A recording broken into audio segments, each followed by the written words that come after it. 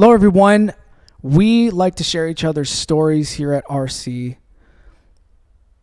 because especially during this time when we don't get as much connection with one another, we need to hear what God is doing in our lives in order to be encouraged and to be reminded that God is still working, especially during this season.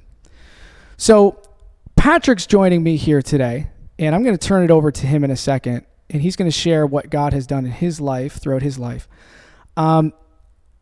You've seen his face a lot singing and him serving here at Restoration Church, which we're extremely thankful for.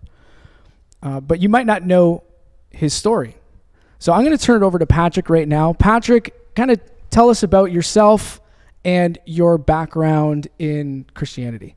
Sure. My name is Patrick, and hi. Hello, Patrick.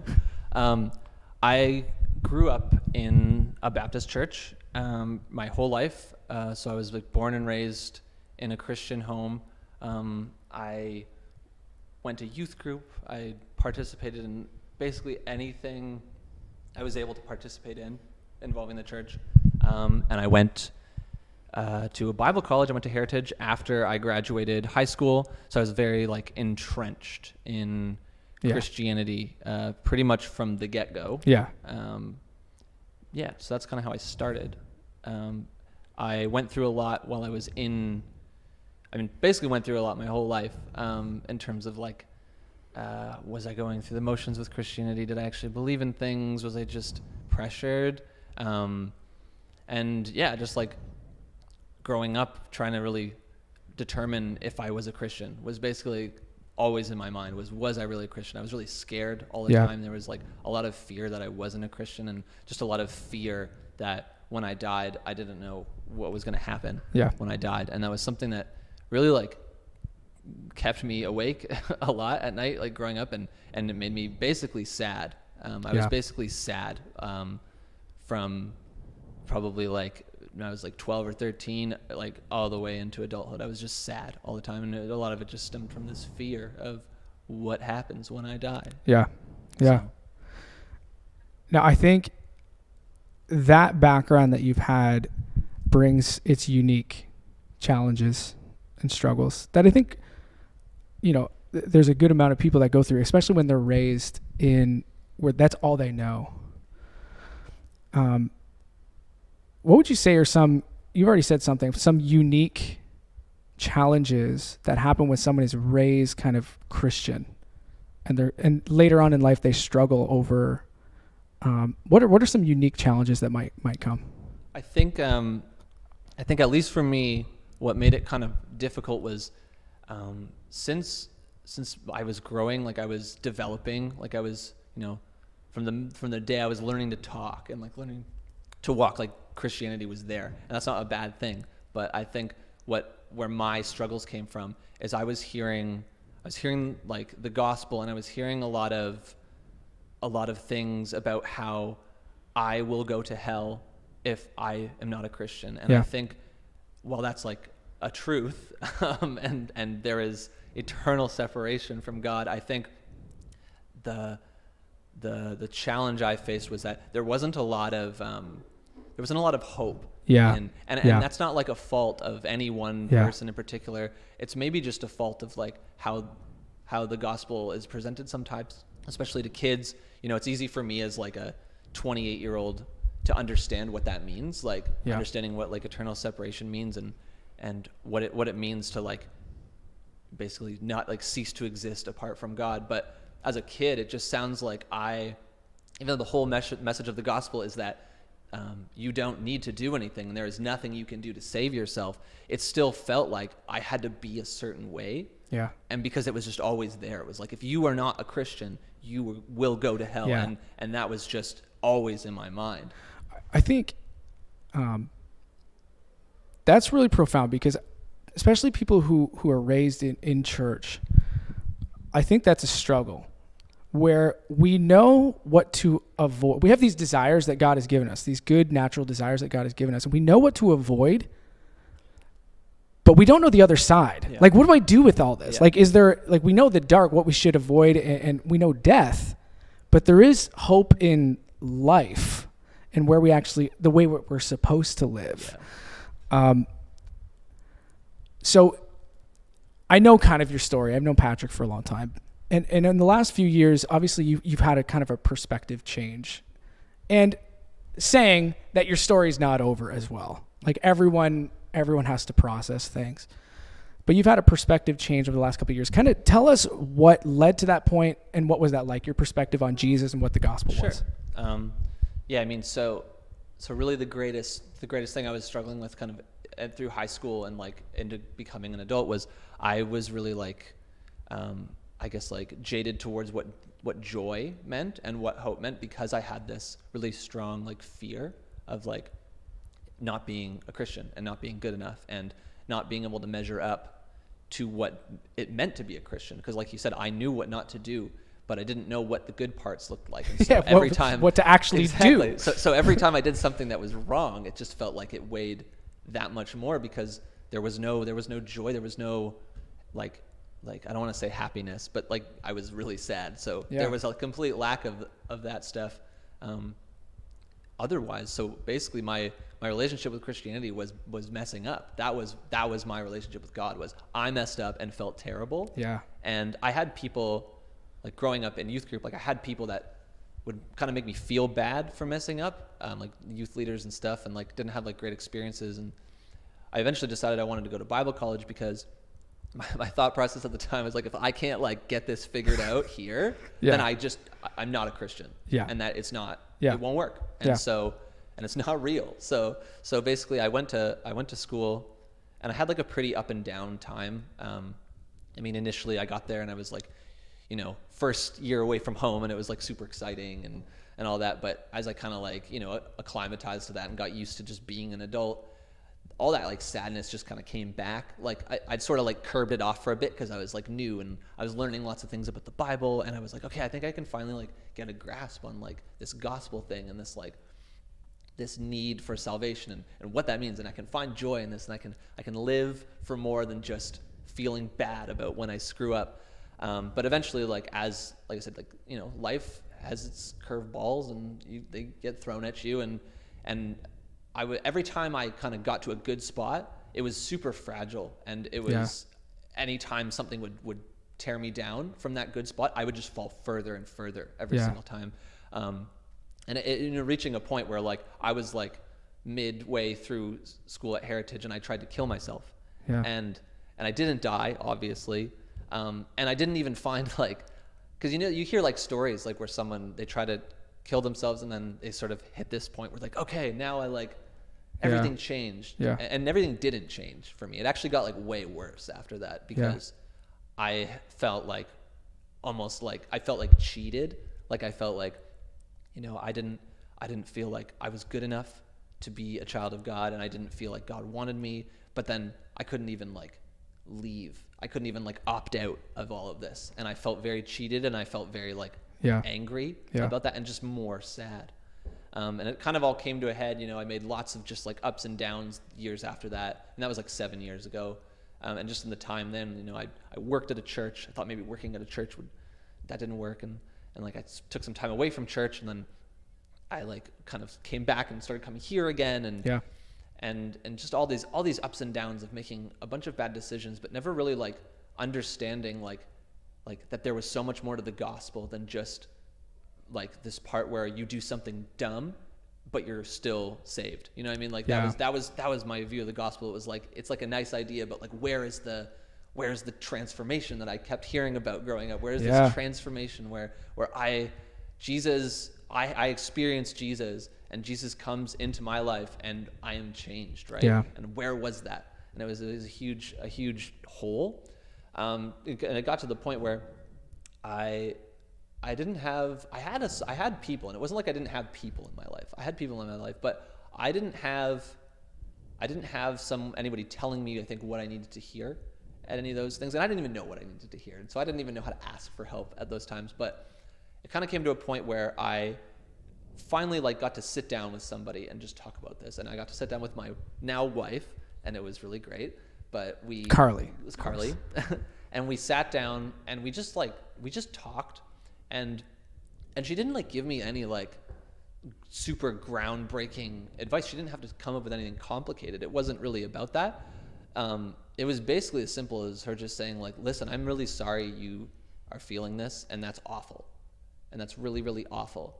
And one thing she said to me, and she said it to me a couple times, is she, like, when we just talk, it would just be like, I hope life isn't being too hard on you.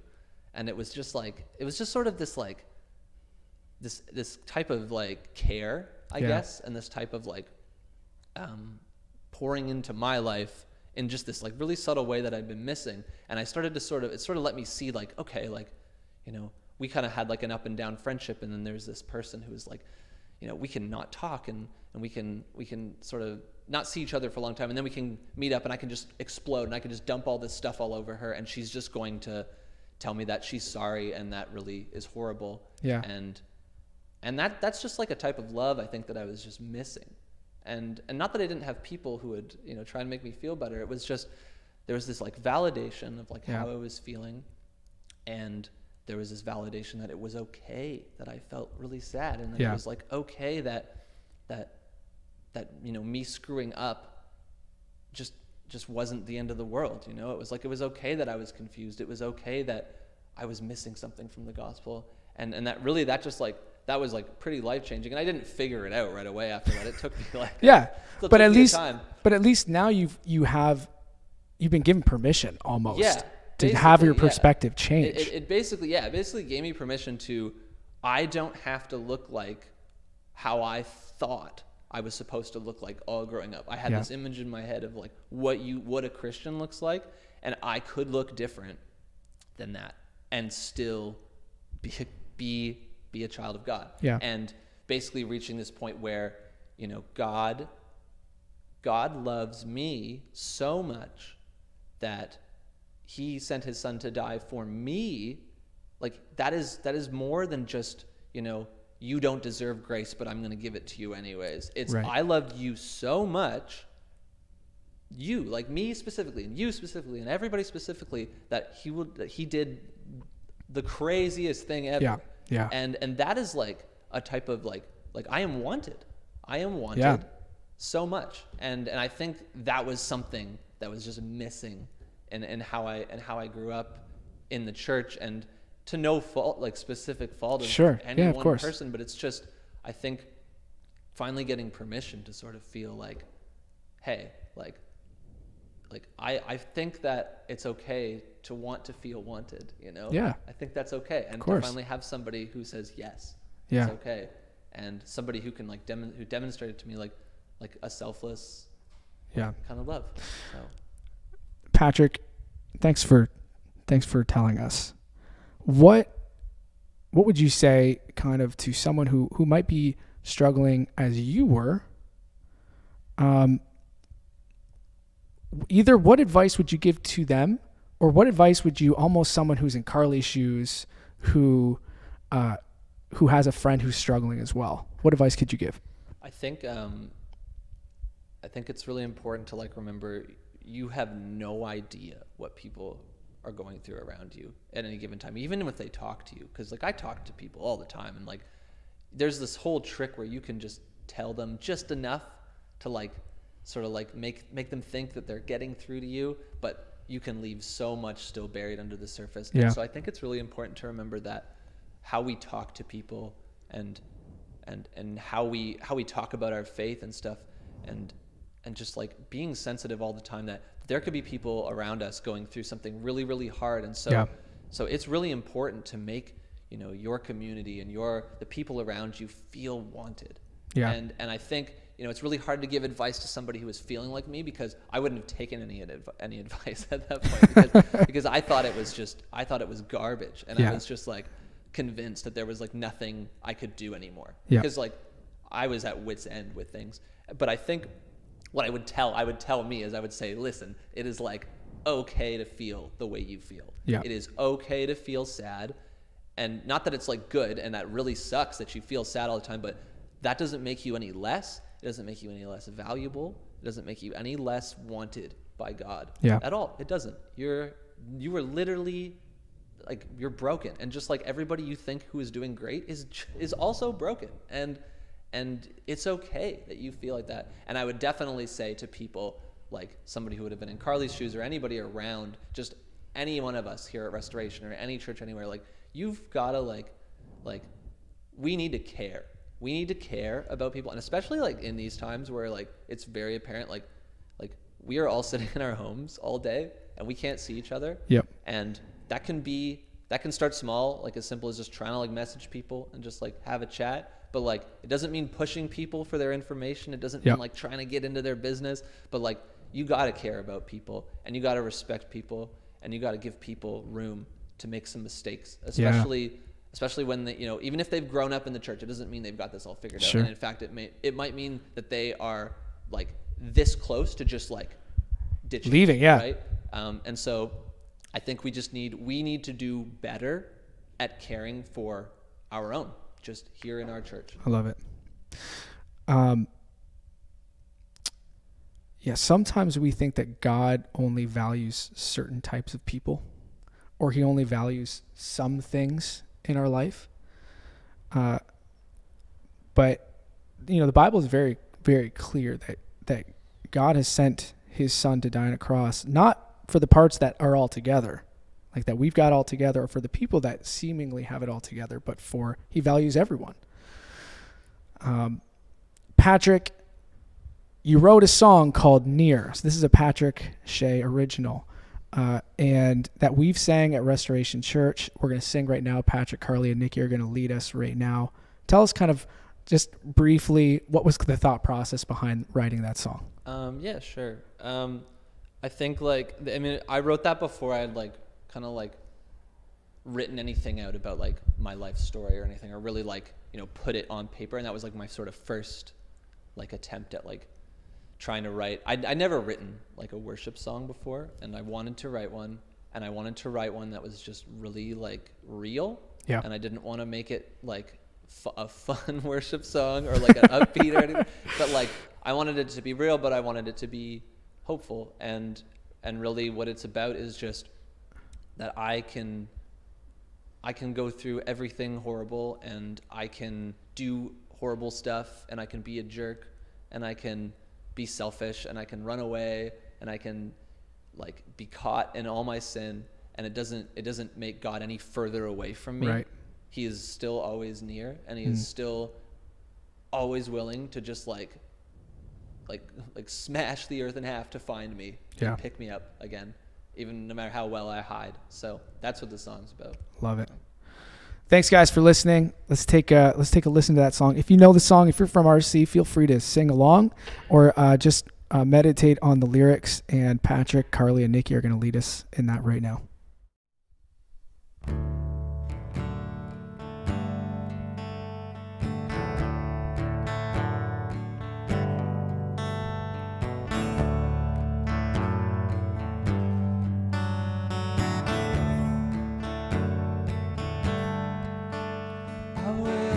Cease to give you thanks. Your love is all that I can take to the grave of this dead sinner you've saved.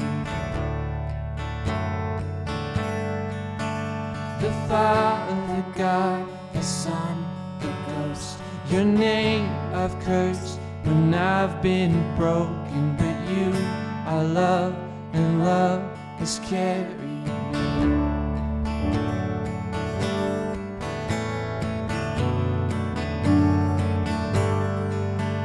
I will not cease to give you praise. Your hands are bloody with my pain. I could die today and I'd sing it is well. And I've ran as fast as I can breathe with the weight of all the chains I'd keep. But you I love, and love has set me free.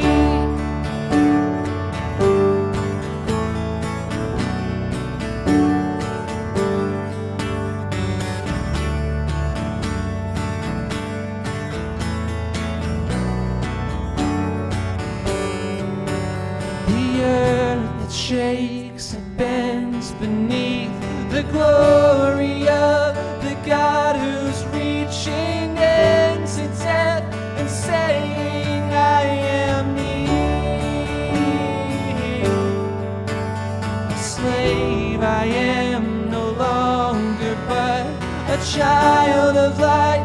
child of God.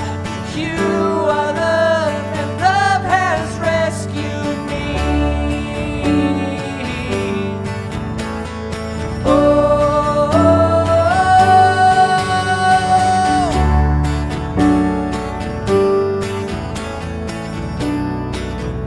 Your love has rescued me.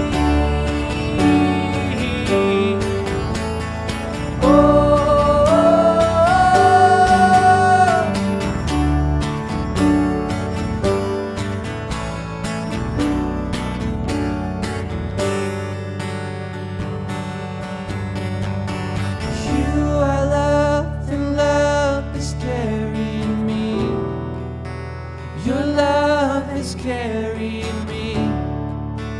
Your love is carrying me. You are love, and love has set me free. Your love has set me. You are love, and love is carrying me. Your love is carrying me. Your love is carrying me.